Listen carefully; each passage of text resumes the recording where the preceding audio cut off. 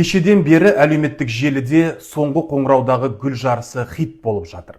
Видеолардың астындағы пікірлер де екіге қақ жарылған.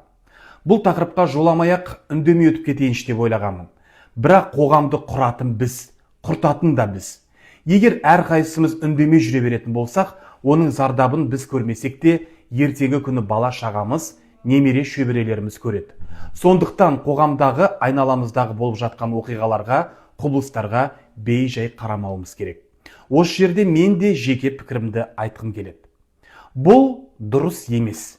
Біріншіден, біз әлі бұғанасы бекіп үлгермеген балаларымызды даңғазалыққа, дарақылыққа, мақтаншақтыққа, ысырапшылдыққа, тойшылдыққа баулып жатырмыз. Өзіміз бұрыннан мақтаншақ едік, тойшыл едік, біреумен жарысқанды жанымыз сүйетін.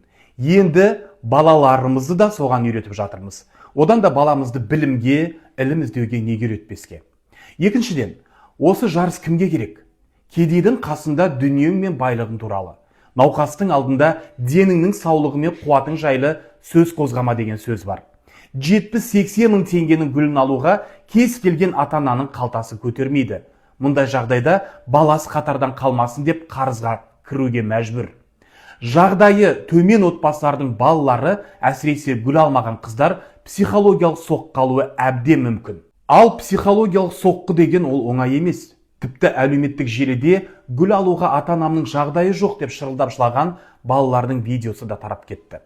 Қазір адамдар әртүрлі. Біреудің жағдайына біреу пысқырып та қарамайды. Сондықтан мұндай даңғазалыққа мемлекет тарапынан тыйым салынуы керек деп ойлаймын. Мектеп бітіру кештері, соңғы қоңырау туралы мемлекеттік арнайы ережелер болуы қажет. Дарақылық жасаған ата-анаға штраф салу керек.